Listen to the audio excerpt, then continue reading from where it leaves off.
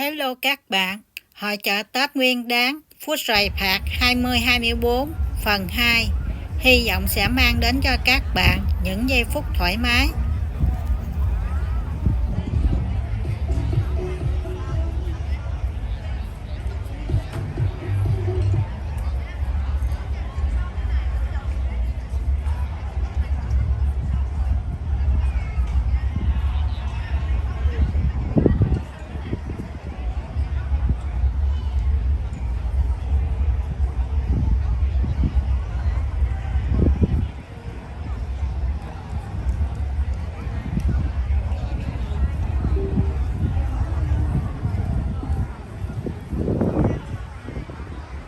Vâng, kính thưa quý vị, trong lúc chờ đợi xử lý sự cố thì Mỹ Hiền cũng xin có một lời khen đến các cô trong nhóm múa ABA. Hôm nay mặc áo dài rất là đẹp và thấy cái chữ Sài Gòn là mình thêu lên bằng những cái pearl không cô? Dạ, đó là các cô đã đầu tư rất là kỹ trong cái màn trình diễn này đúng không ạ? Dạ, hay là Mỹ Hiền có thể xin mời chị Mai Hương có một vài lời. Đây. Xin quý vị thưởng thức. Xin làm lời từ đầu, xin mời Hương Vy làm lời từ đầu nhé.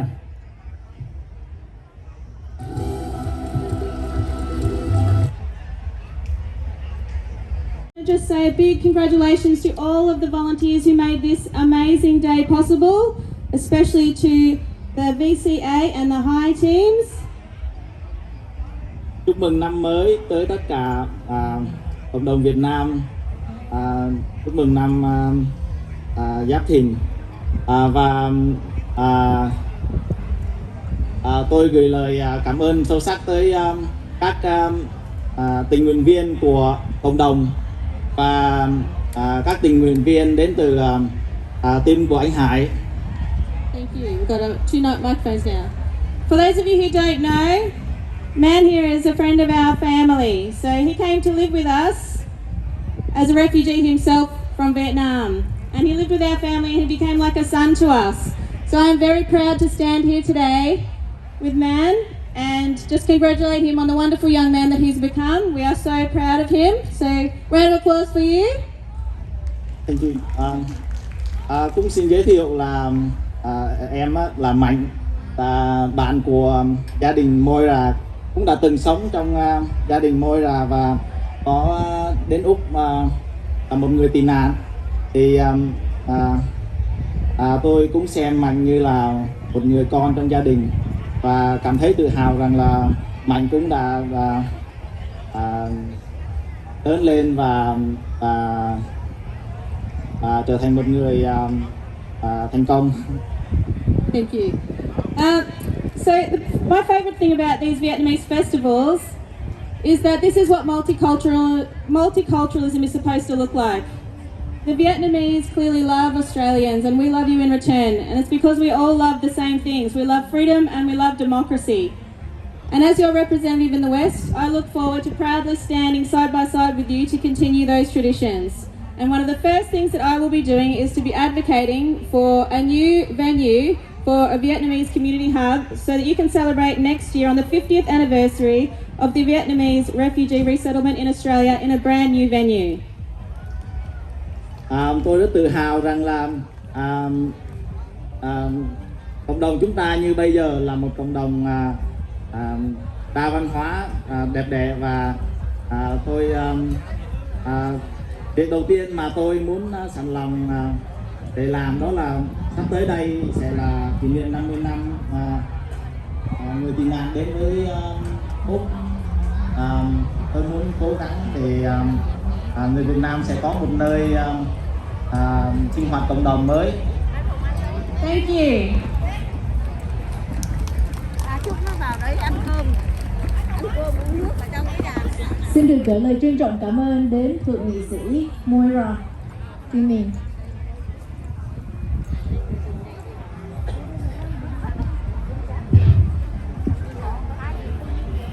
Ladies and gentlemen, a big welcome to our next guest speaker, Mr. Trung Lu, member for Western Metropolitan Region, Shadow Parliamentary Secretary for Multicultural Affairs. Please welcome him to the stage to deliver the New Year speech.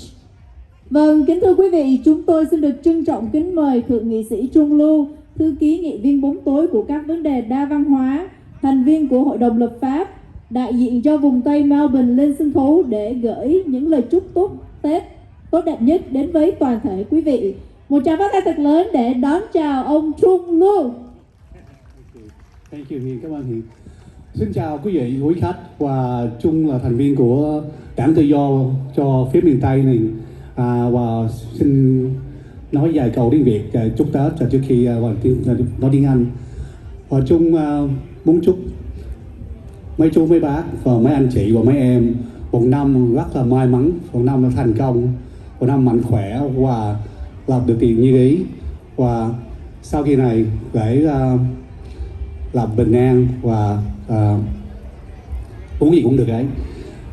Và cảm ơn quý vị. Ladies and gentlemen, before continuing, I will do acknowledge my Parliament colleague, Dr. Molino, Adam Band from the Federal Parliament, and Natalie Suleiman and Katie Hall, our local members. But especially like to acknowledge my Deputy Leader, David Southwick. It was a great honour to have you here coming out of the West and supporting the West Vietnamese community. Thank you very much for your kind word. I hope you'll bring you more towards the West and show what the Liberal values are about, listen to how we support our communities.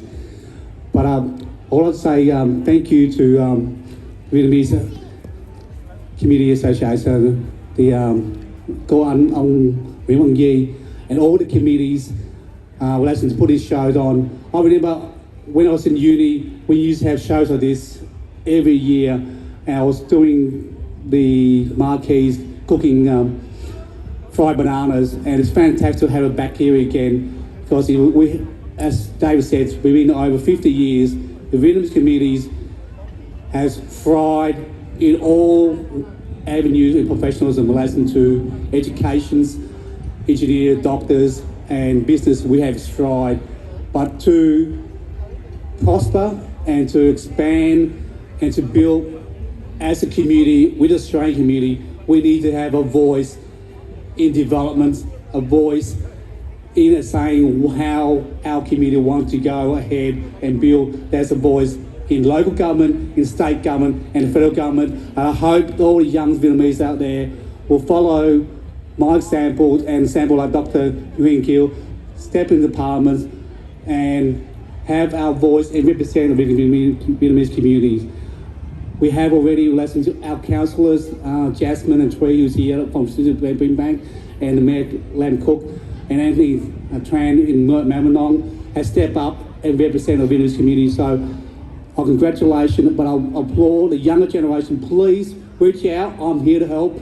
Doesn't matter what socials, political arena you want to believe, I'm here to help.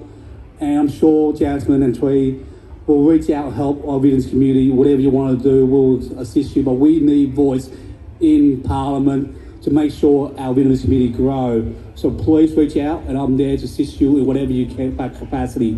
So thank you. And also acknowledge, before I can finish, I want to acknowledge all our dignitaries, cô Cảm from the Vietnamese Association, our veterans. I know my dad served, and I served in the Australian Defence Force. And thank you so much for your service. And all the sponsor and business associations from Richmond and Footscray, thank you much for your support, listen to the Vietnamese communities. And I know there's a lot more people out there. I'll forget me if I'm mentioning you personally, but thank you so much. But together we've got to work and have a voice to speak up. We've been here over 50 years. We deserve a place in a society what we are part of. So please join me and make sure our Vietnamese community grow, continue to grow, and fly the Vietnamese flags, continue to fly in Australia. Thank you very much, and Happy New Year.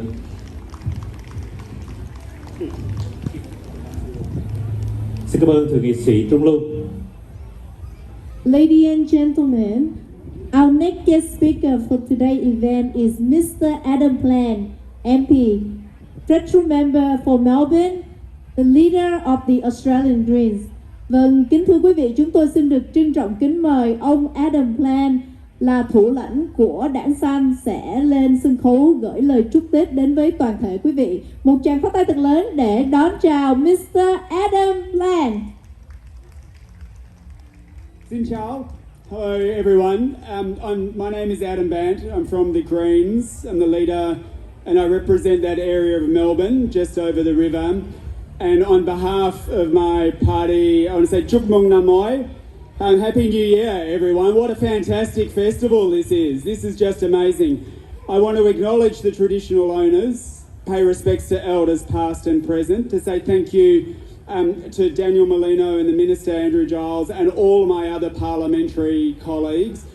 And can we just have a huge round of applause for the organising committee and the officials and the volunteers of Vietnamese Community Australia Victoria. This is an amazing event and you should be very, very proud of what you've done. Congratulations, everyone.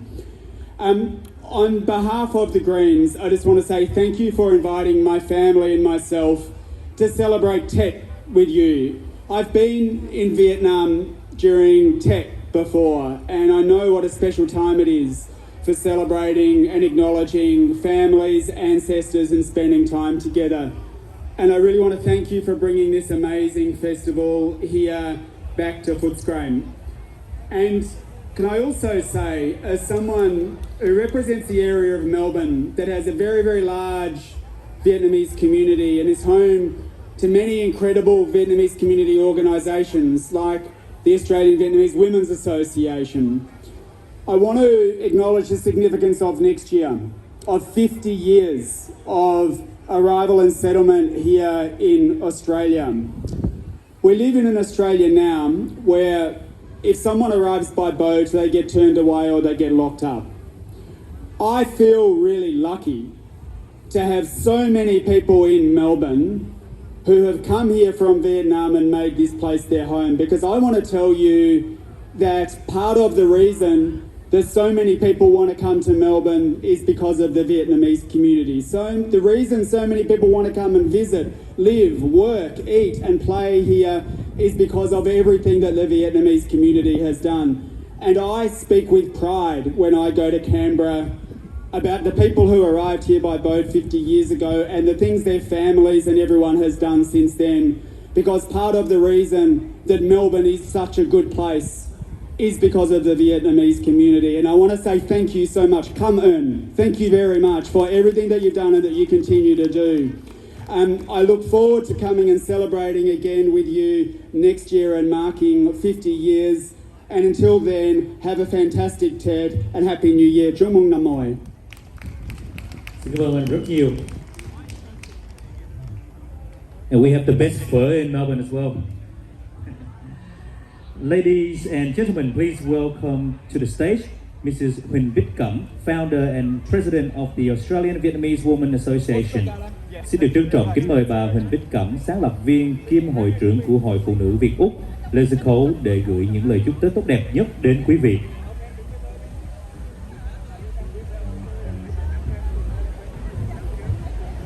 Good afternoon, everyone. My name is Tham Nguyen. I'm the founder and president of the Australian Vietnamese Women's Association.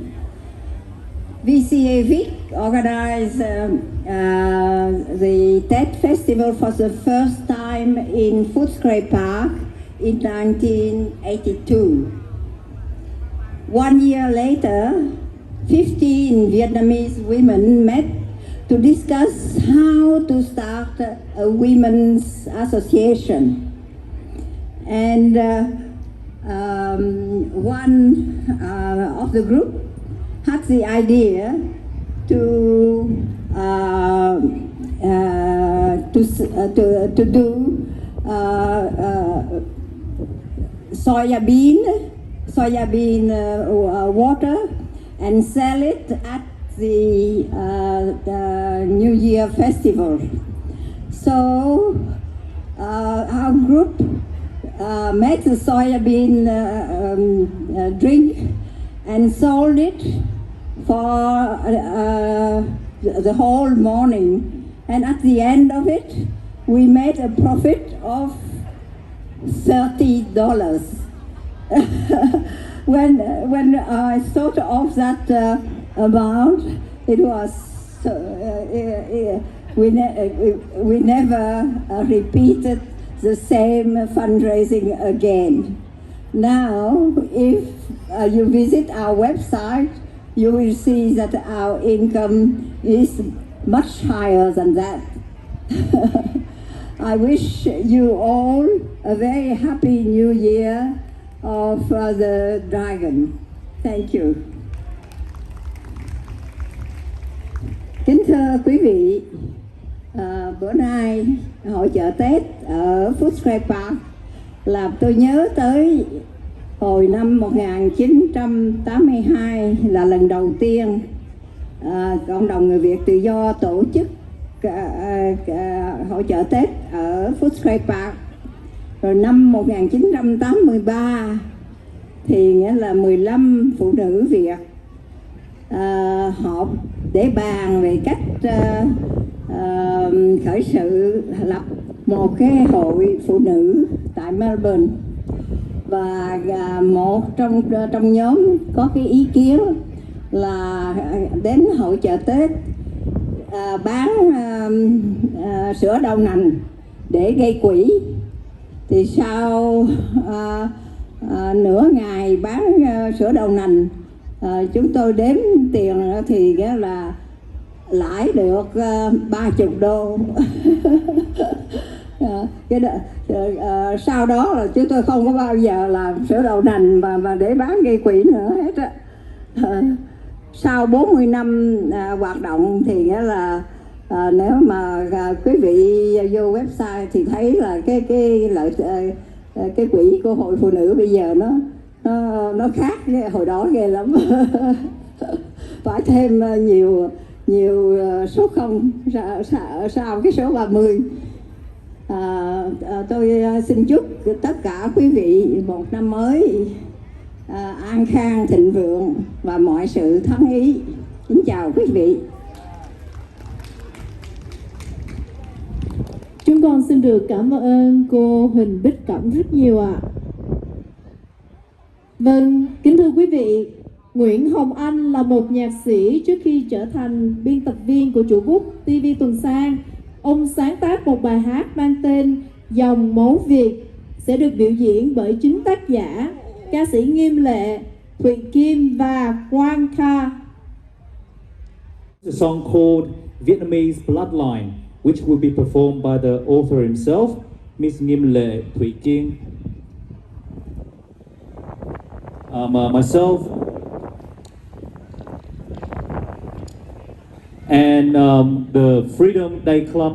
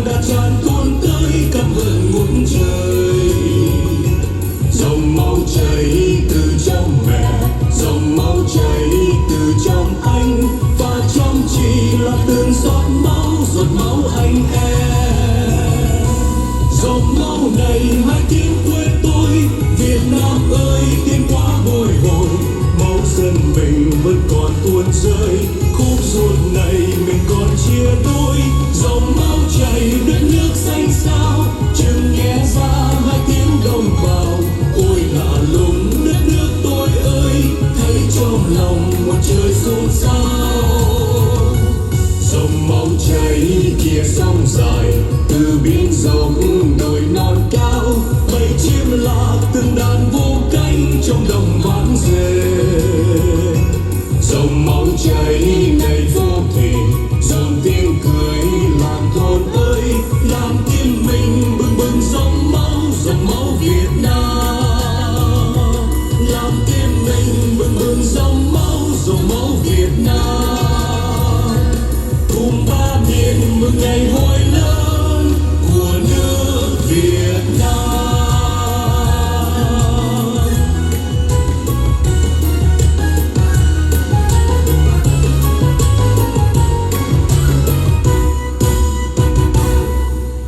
Xin cảm quý vị, thank you, thank you. Cảm ơn các bạn đã ủng hộ mình Cảm ơn rất trong nhiều. suốt thời gian qua. Mến chúc các bạn ngày mới hạnh phúc và bình an. Thân chào.